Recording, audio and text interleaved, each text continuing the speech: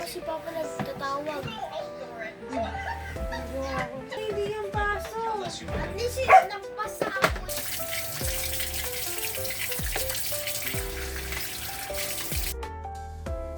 Sa wakas nga, nagkakulay na nga rin ang mga pangakong kanyang binitawan. Hala, walang ganun. Doon ka sa Parway.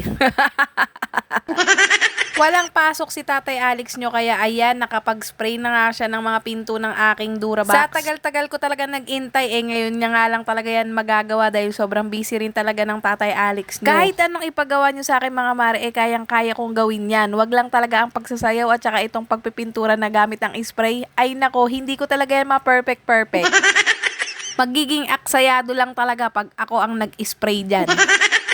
Habang si Tatay Alex nyo, busy sa pag-i-spray ng mga takip nitong aking Durabox. Ako naman ang gagawa ng sliding door na to mga mare. Bale, ito yung mga panel board na na-order ko mga mare na mali ang kulay. Buti na lang may mga sobra akong wallpaper, kaya ayan, tinakpan ko na lang sila. Nagkulang nga ako sa in-order na panel board mga mare, kaya yung ibaba sa susunod ko na nga lang lalagyan. Inuna ko nga muna lagyan ng pinto itong mga platuhan namin mga mare kasi nga pinapasok na ng alikabok. Sa pandikit naman mga mare, ang ginamit ko dyan yung Apo Power Band. Yun kasi ang ginamit ko nung kinabit ko nga yung vinyl tiles namin dito sa sahig. As for now mga mare, sobrang dikit niya pa rin. At doon naman sa electric wire panel mga mare, bali dalawa lang nagamit ko dyan, size number 1. At doon naman sa panel board na ginamit ko mga mare, meron siyang size na 90 by 25 by 8 cm. At kung nanaisin nyo rin mag-DIY ng sliding door mga mare, yung mga product link nun, ilalagay ko na lang sa comment section. At yung mga na-spray ang pinto ni Tatay Alex nyo, hindi nga muna natin maikakabit mga mare dahil basa pa nga raw, baka bukas pa nga daw natin yun maikakabit. Kung maalala nyo mga mare, nagpalit na nga ako ng wallpaper nitong aking puting cabinet at ang pinalit ko nga yung rattan wallpaper. Sa akin nasiwi ang palad mga mare, di ba dinikit ko yan kagabi. Kinabukasan ng umaga mga mare, nagtanggalan na lang sila sa dikit. Na para bang gusto nila pumunta sa far away. Charis.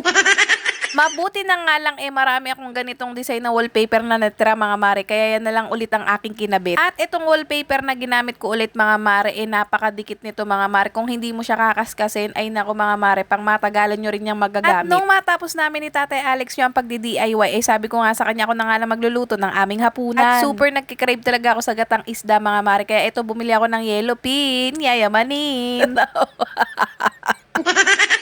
Sabay-sabay ko na nga lang nilagay din yung suka, bawang at saka luya. Nilagay ko na nga rin din yung talong pati yung pechay. Hihintayin ko lang kumuluyan sa suka mga mare, tas dun ko ilalagay yung gata. Pagkalagay ko ng gata mga mare, papakuluan ko lang yan ng 15 to 20 minutes. Mas masarap daw kasi ang gata pag lutong-luto. Nagdagdag nga lang ako ng onting tubig dyan mga mare kasi sayang yung gata dun sa pouch. Tapos naglagay na ako ng mga pangpalasa. Tapos pakuluan mo lang yan, okay na yan mga mare. Ready to eat na yan. Kinabukasan mga mare, syempre labaday na naman natin. Kaya yan mga mare, makikita nyo na naman nagsasampay ang inyong Nanay Mengay. Ito talaga yung gawaing bahay na hindi mo pwedeng kaligtaan. Pag hindi ka naglaba, lahat kayo mamamaho.